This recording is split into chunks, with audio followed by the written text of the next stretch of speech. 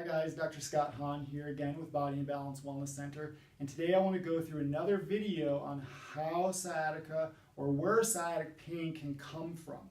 Now when we take a look at the body, in the previous videos we discussed how the lumbar spine or maybe the muscles that are going through that region can affect basically that pain and where that can be coming from. Today I want to talk about the pelvis and the pelvic structure and how that plays a factor into that pain that we might be experiencing. So the pelvis itself is made up of the sacrum, and then we have two ilium bones that sit on basically both sides of that. And those kind of make up the bigger part of our hips themselves.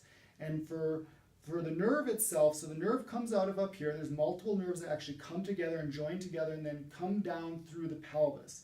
And so what happens is we have a muscle, it's called the piriformis muscle. It comes from basically kind of the inner part of the hip and then attaches onto the leg. It controls hip stabilization, hip movement, some rotational components as well too. So what can happen though is if there's some misalignment in the hips, maybe there's some misalignment in the low back, maybe you injured that area, maybe you sat on your wall for too long, maybe you drove in a car for too long, something that caused some sort of twisting factor into that pelvis. Well, now that muscle is going into spasm, or maybe it's just tight, trying to stabilize that pelvis region.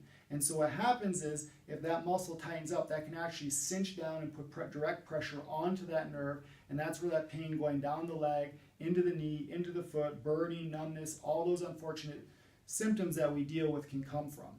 So if you guys found this video helpful, please feel free to share it. Share it with your friends or someone that you know that might have sciatica and might need some help with that. So thank you guys, and if you have sciatica, please feel free to pay attention to future videos as we explain kind of what you can do for it. So thank you.